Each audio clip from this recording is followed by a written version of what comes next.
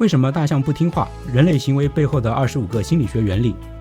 查尔斯·惠特曼，德州钟楼狙击手，冷血地杀害包括他妻子在内的数十人，却留下遗书说自己全心全意爱着妻子。他的大脑出了什么问题？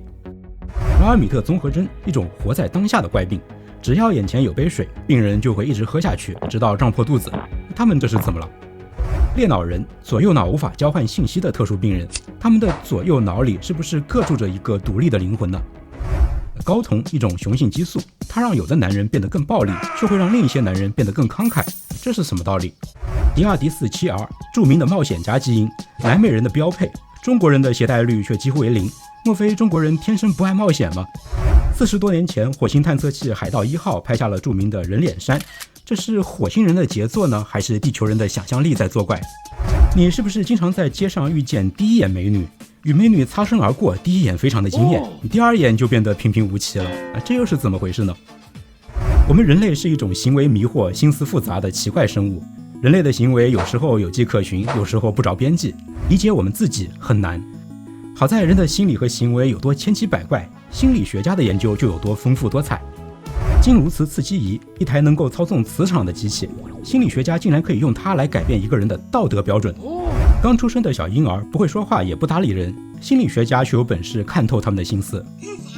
都说人不为己，天诛地灭，心理学家却可以召唤出部落心态，让无私的合作得以完成。潜意识虚无缥缈，但心理学家却可以通过屏幕上闪现的词语来精准地操控潜意识。通过各种充满奇思妙想的研究技术，今天心理学家对人性的见解可以说是一日千里。想知道心理学家对人性有哪些最新的见解吗？这本《为什么大象不听话》一定能够满足你的好奇。我是一个钻研实验心理学出身的心理学博士，当过10年大学老师，主讲过很多受欢迎的网络心理学课程。我结合这些经验，竭尽所能，把今天心理学里那些最精华、最核心、最重要的发现提炼成了25个底层原理，写成了这本《为什么大象不听话》。梳理这25个底层原理，一定会大幅刷新你对人性的认知。比如说，你真的了解自己的性格吗？3重人格这个原理会让你看到，每个人其实都有3种人格：生理人格与生俱来，社会人格被环境塑造，意志人格反映人生愿景。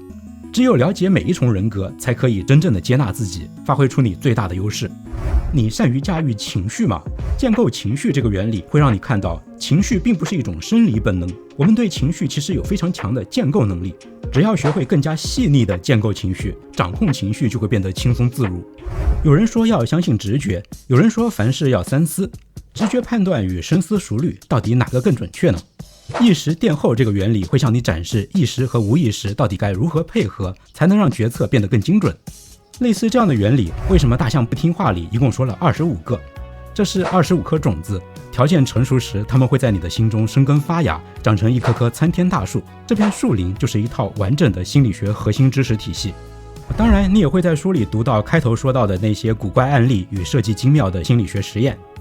书里这25个原理连在一起，也讲述了一个大象与骑象人之间相爱相杀的故事。情感、直觉、习惯、文化心理，这些无意识层面的心理过程，就像是一头住在你心中的大象，一头不怎么听话的大象。而我们的意志呢，只是一个瘦瘦小小的骑象人。骑象人想要驯化大象，大象却总有自己的主张。他们各行其事，造就了各种人类迷惑行为。书里这25个心理学原理会帮助你看清大象与骑象人到底是怎样相爱相杀的，从而让他俩学会如何更加愉快的相处。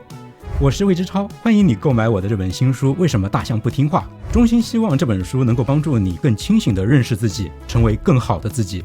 祝你阅读愉快。